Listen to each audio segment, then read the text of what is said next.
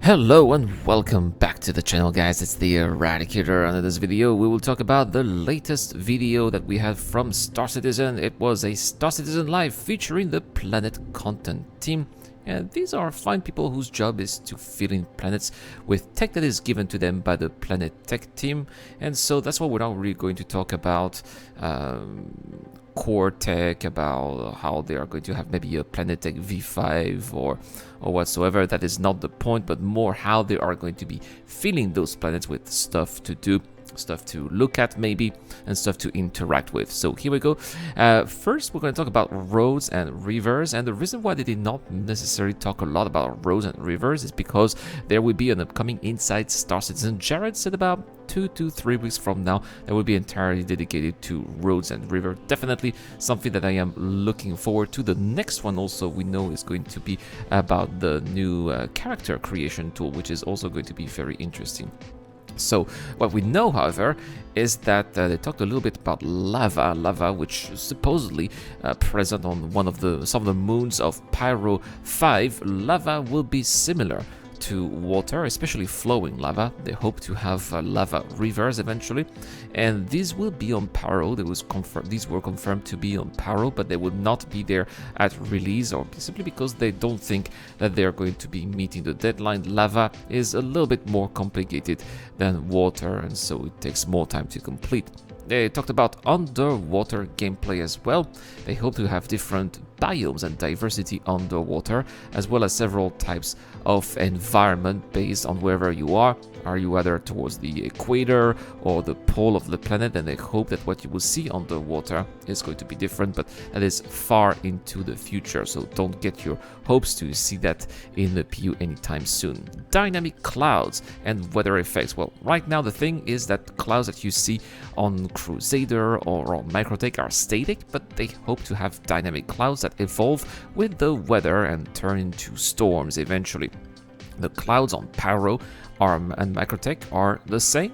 It means that it's the same tech. They look different, but that is made for artistic reasons. But overall, these are just the same clouds that you go through. They don't really have much of an impact. And the lightning that we saw in the CitizenCon demo were just for aesthetics only. Why are there no clouds on planets, on other planets? For example, something that I've been wondering, why are there no clouds on moons? Why are there no such clouds on Hurston or Arcorp maybe? Well, they said that they want to reach specific visual targets. They want to spend time on doing something that will take more time to replace eventually. And so right now, unfortunately, they are going to be sticking to those very ugly 2D clouds, even if they look poor, but that's going to be the same until they can finally replace them with those that they want. Next, we talked about vegetation. There was quite a lot of topic here about vegetation, jungle, dense forest.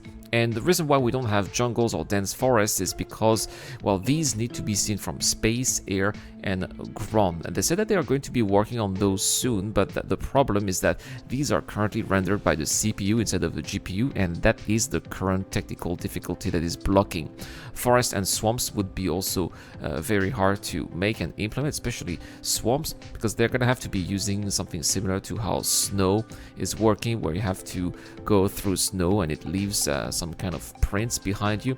As far as vegetation goes, however, they say that the vegetation bending is also being worked on, but it takes time because there are so many different types of vegetations that are going to have different reactions to touch. They also want to consider wind, and that's also going to be make vegetation and soft objects move. They want to combine these efforts as well with seasons, which will involve vegetation changing colors and shape. So they want to release everything together and not one bit with another bit after coming. So that's why. Biomes. They've already talked. We can already have planets with single biomes. That's something that we have on moons, for example. Think of Delamar or Selling. But they want to have more diverse planets in the future. It will include rivers, waterfalls, and these are going to have their own biomes as well. Swamps will be a little bit like snow, as mentioned before, where players would drag the mud that would leave a depression, and they also hope that Pyro and Nyx will have more diversity than current planets, as they want to avoid Star Wars planets with single biomes. let's talk about ground vehicles now. And well, there was a question about ground vehicle, if they're gonna have more use, and they hope that weather, it would eventually prevent ships from being flown whenever the weather is too harsh, which is going to be forcing ground vehicles. But that's basically all they're talking. They're not necessarily the gameplay team. They're the Planet team. So of course they talked about whatever a planet can do to encourage people using vehicles instead of ships.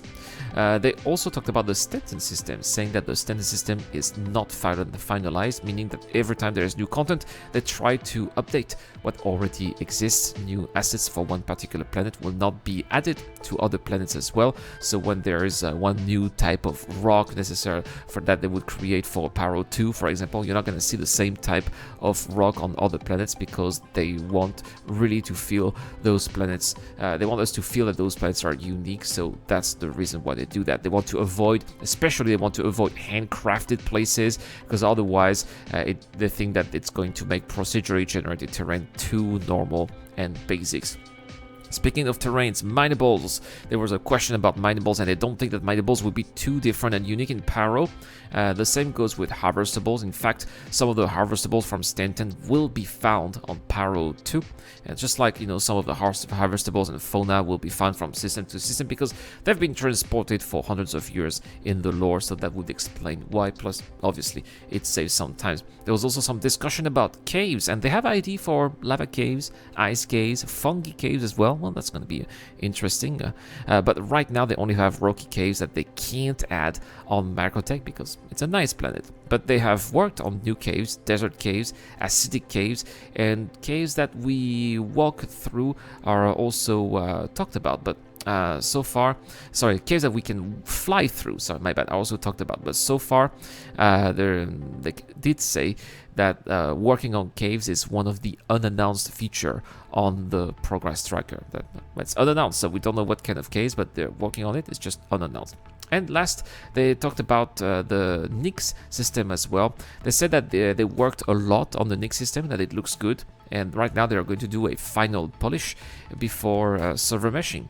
So they think that they are going to be finishing before server meshing. The reason why Nix is not in our hands, why we don't have the Lamar, is it's not their fault. It's because server meshing is not there. Could it mean that we're going to have a combined release of Paro and Nix? It's possible, but I think that's going to be a lot to chew from. I think that we're first going to see Paro for 1 or 2 quarters until they get to nail the jump point mechanics, and people can digest the new content, and then we'll have Nix shortly afterward. But could be wrong. Maybe they'll be following. Maybe they'll be releasing both systems. And let me know in the comment section down below, guys. You know that each video I have a giveaway question to get a chance to win those beautiful joystick mounts from Predator mounts. Thanks to Triple. All you have to do is to answer the question here. Do you think that they're going to be releasing Nix alongside with Paro, or do you think that it will come later?